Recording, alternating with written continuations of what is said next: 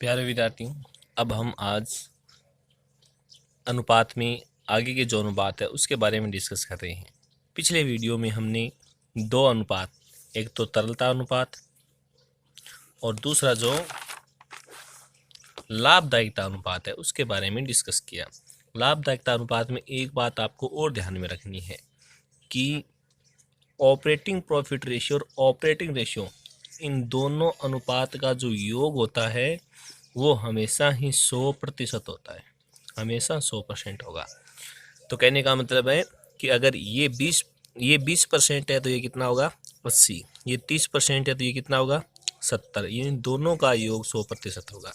ये थोड़ा ध्यान रखिए। तो दो अनुपात के बाद आज हम तीसरे अनुपात की तरफ चलते हैं और सबसे ज़्यादा महत्वपूर्ण अनुपात जो है वो लाभदायकता और आपका क्रियाशीलता, जो 3 नंबर लाभ हम अनुपात जो पढ़ने जा रहे हैं, जिसका नाम है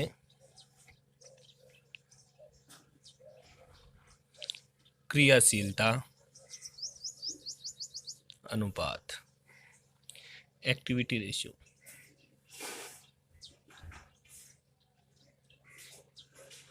एक्टिविटी रेशियो। अब बात करते हैं हम क्रियाशीलता अनुपात में। 1 नंबर जो हमारा अनुपात है जिसे बोलते हैं स्टॉक, या जिसका नया नाम जो आ गया इन्वेंट्री।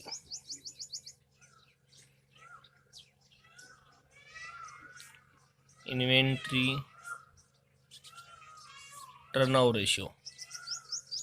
टर्नओवर रेशियो, टर्नओवर का मतलब सेल्स होता है। अब इसका अनुपात क्या होगा? अभी एक तो ये अनुपात होगा 2 नंबर अनुपात। अब एक चीज ध्यान रखना है कि टर्नओवर का मतलब सेल्स होगा, और टर्नओवर जितने भी अनुपात पूछे गए हैं उन सब का भाग देंगे एवरेज करके।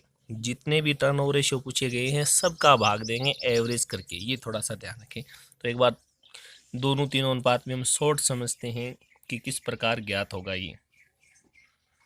तो सबसे पहले 2 नंबर अनुपात जो हमारा है ट्रेड रिसीवेबल,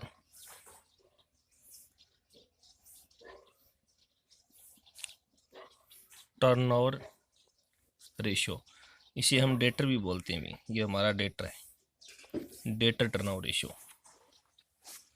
3 नंबर जो हमारा अनुपात है वो है trade payable turnover ratio.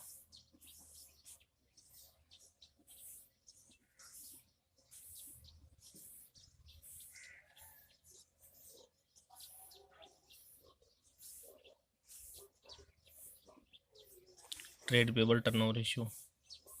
4 number जो हमारा अनुपात है ट्रेड पेबल के बाद वो है total asset turnover ratio.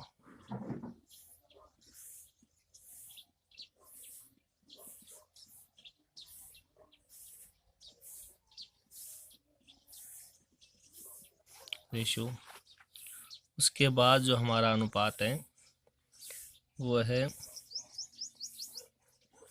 Fix assets turnover ratio.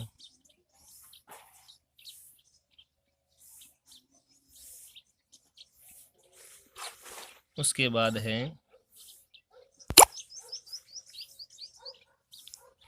Fix के बाद है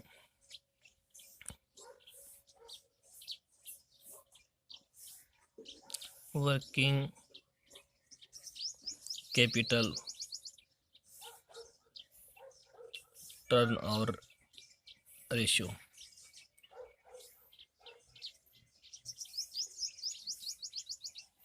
इसके बाद ध्यान में रखना एक्सपेंसेस, मैं किसी भी खर्चे का नाम नहीं लिख रहा हूँ, जो भी प्रश्न में आपको खर्चा दिया होगा वो होगा एक्सपेंसेस टर्नओवर रेशियो। ये हमारे 7 प्रकार के जो अनुपात है उनके बारे में डिस्कस करते हैं। तो एक बात तो फिक्स है कि जो भी टर्नओवर रेशियो पूछा गया है वो भाग में लिखेंगे, बट्टा में लिखेंगे। ऊपर क्या लिखना है? लगभग सेल्स आएगी, ये जिसका इसके साथ संबंध है, भी सेल्स का संबंध है, परचेज का संबंध है, या फिर कॉस्ट ऑफ गुड्स सोल्ड का संबंध है, जिनका इसके साथ संबंध होगा उसको लिखा जाएगा। जैसे सबसे पहले ये स्टॉक पूछा गया है, इसका तो चलो हम भाग देंगे average inventory.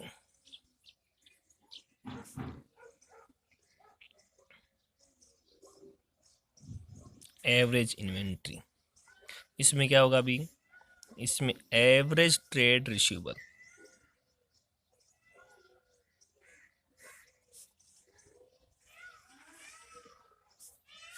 Average trade receivable, इसमें क्या होगा,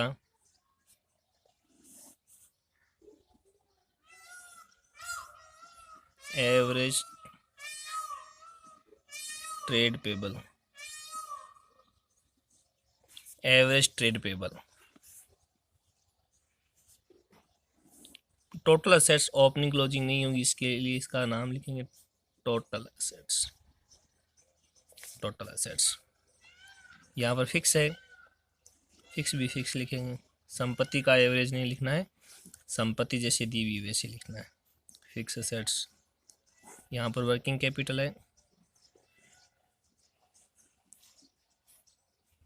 वर्किंग कैपिटल। यहाँ पर खर्चा दिया गया, जो भी प्रश्न में खर्चा दिया गया।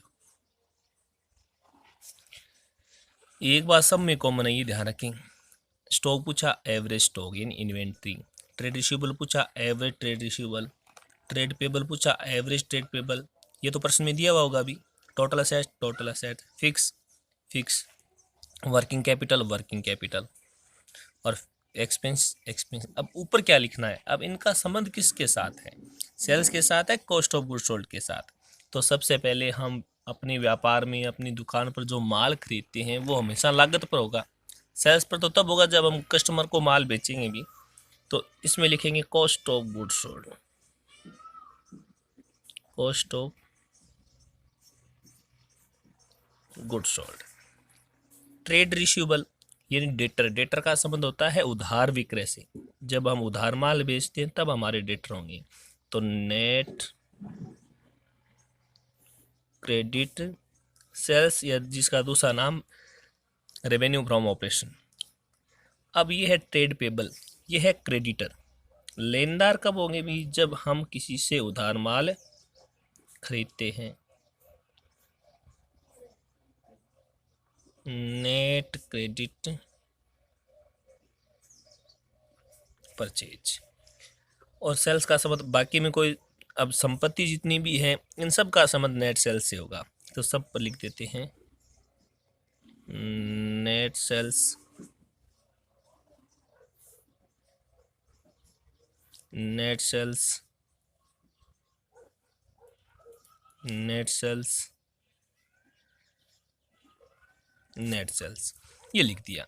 अब करना क्या है भी आपको, अब आपको थोड़ा सा ध्यान रखना है। एवरेज का मतलब होगा opening stock plus closing stock बट्टा 2, तो एवरेज इन्वेंट्री हो जाएगी।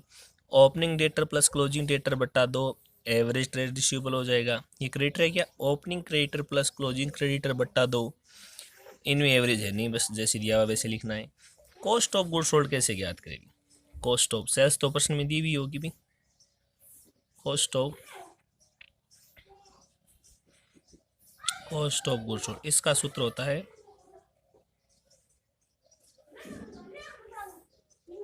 Opening stock plus net purchase plus direct expenses minus closing stock minus closing stock, ये तो सूत्र है इसका। अब एक चीज़ आपको सबको ध्यान में रखनी है, क्या ध्यान में रखनी है कि नेट सेल्स नेट परचेज का मतलब यही होगा कि sales minus sales return net sales होगी, purchase minus purchase return net purchase होगी। और कॉस्ट ऑफ गुड्स सोल्ड ज्ञात करने का सूत्र शॉर्टकट अगर आप याद कर रखना चाहते हैं तो जैसे हमारा ट्रेडिंग अकाउंट है, ट्रेडिंग अकाउंट की डीआर कीमतें जोड़कर सीआर कीमत घटाएंगे। जैसे डीआर में ओपनिंग स्टॉक है, परचेज है, डायरेक्ट एक्सपेंसेस, और सीआर पक्ष में कौन होगी, क्लोजिंग स्टॉक, इसे माइनस कर देंगे। ये कॉस्ट ऑफ गुड्स सोल्ड का सूत्र है। अब ये तो हमारे होंगे क्रियाशीलता अनुपात, जिनके फॉर्मूले हो गए। इसके बाद हम अगले अनुपात की बात करते हैं जो है शोधन क्षमता अनुपात। शोधन अनुपात, शोधन क्षमता अनुपात।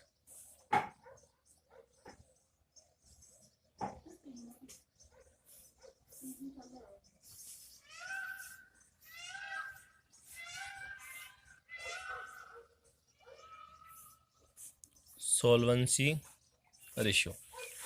सॉल्वेंसी रेशियो में 3 प्रकार के भाग हैं। एक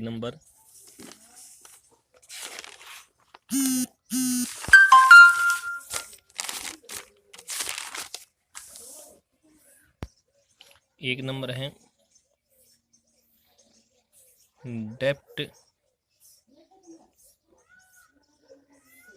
इक्विटी रेशियो। डेप्ट का मतलब होता है बाहरी दायित्व है, संस्था के बाहर के जो लोग, जैसे ऋण है, लेनदार है, वो डेप्ट। दूसरा हो जाएगा आपका इसमें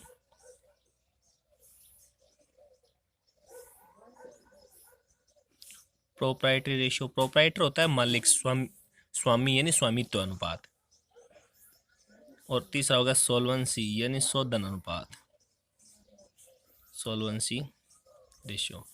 ये 3 प्रकार के अनुपात है शोधन क्षमता में। अब देखो डेप्ट थोड़ा याद रखने के लिए शॉर्टकट ऐसे लिख देते हैं, डेप्ट यानी सबसे पहले ऊपर लिख देते हैं, तो डेप्ट को टोटल डेप्ट से लिख देंगे। इक्विटी बट्टा में लिखें, इक्विटी का मतलब होता है शेयर, अंश ही बोलते हैं इक्विटी यानी शेयर होल्डर फंड। तो थोड़ा याद रखने के लिए डेप्ट को यहाँ रखते हैं टोटल डेप्ट, और इक्विटी यानी शेयर है ये, क्योंकि शेयर 2 ही प्रकार के हैं, इक्विटी और प्रेफरेंस शेयर, तो ये शेयर है यानी share holder fund.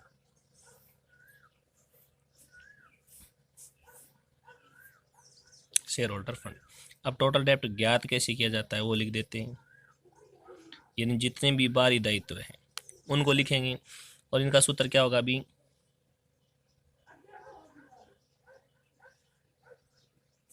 Non current liabilities plus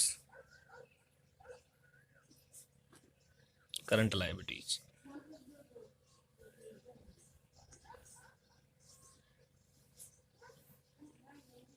share holder fund, एक तो शेयर कैपिटल, चाहे इक्विटी हो चाहे प्रेफरेंस शेयर, इसमें ऐड करना है रिजर्व एंड सरप्लस। जितने भी हमारे रिजर्व हैं और सरप्लस का मतलब लाभ, वो ऐड करना है, और इसमें से माइनस करना है। इसमें से माइनस क्या करना है अभी, कृत्रिम संपत्तियां, अगर प्रश्न में दी गई है तब। प्रोप्राइटर होता है मालिक, जिसे हम शेयर होल्डर भी बोलते हैं, तो इसे प्रोप्राइटर, इसका नाम ऊपर लिखेंगे, यानी प्रोप्राइटरी फंड। प्रोप्राइटरी फंड बट्टे भाग में क्या लिखना है, अब ये हमारे 2 दायित्व है। कोई भी संस्था हो, कोई भी फर्म हो, अपने दायित्व का भुगतान अपनी संपत्तियों से करेगी, तो इन दोनों दायित्व का भुगतान चाहे मालिक को चुकाना हो चाहे बाहरी दायित्व को चुकाना हो, भुगतान किससे होगा, टोटल एसेट से होगा। तो इसमें भी क्या लिख देते हैं, टोटल एसेट्स। जो पूछा गया वो ऊपर लिखेंगे, सॉल्वेंसी कह सकते हैं या टोटल डेप्ट कह सकते हैं, एक ही बात है। अब देखो शॉर्टकट याद रखने का तरीका है, ये डेप्ट है, टोटल डेप्ट, इक्विटी को शेयर होल्डर। अब क्या करना है, अभी शेयर मालिक है तो शेयर यहाँ लिख दिया, शेयर भी लिख सकते हैं हम, शेयर होल्डर फंड बटा टोटल एसेट्स। ये डेप्ट है, डेप्ट यहाँ रख देती हैं, टोटल डेप्ट बटा टोटल एसेट्स। ये हमारा है सॉल्वेंसी रेशियो। उसके बाद अगला जो हमारा अनुपात है अंतिम, वो है विनियोग विश्लेषण अनुपात। विनियोग विश्लेषण अनुपात, इसमें भी 3 प्रकार के हैं जिन पर हम डिस्कस करते हैं। एक नंबर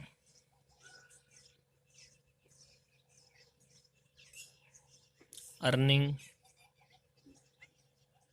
पर share, 2 number dividend per share,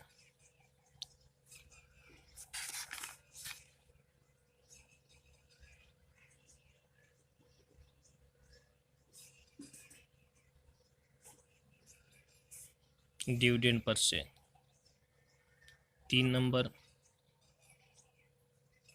dividend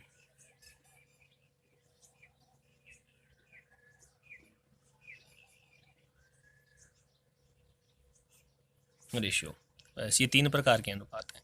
अब याद रखने के लिए थोड़ा सा हम शॉर्टकट चलते हैं भी। याद रखने का तरीका तो यही है कि इसमें पूछा गया है, क्यों ये तो प्रश्न में दिए हुए होंगे नाम भी, पर शेयर, इसमें नहीं है पर शेयर, इन दोनों में है। पर शेयर का मतलब एक व्यक्ति की जब बात होगी तो हम किसका बात, जैसे 30,000 रुपये 3 व्यक्तियों को बांटने हैं तो 30,000 में 3 का भाग देंगे, 10,000 रुपये, यानी संख्या का भाग दे रहे हैं।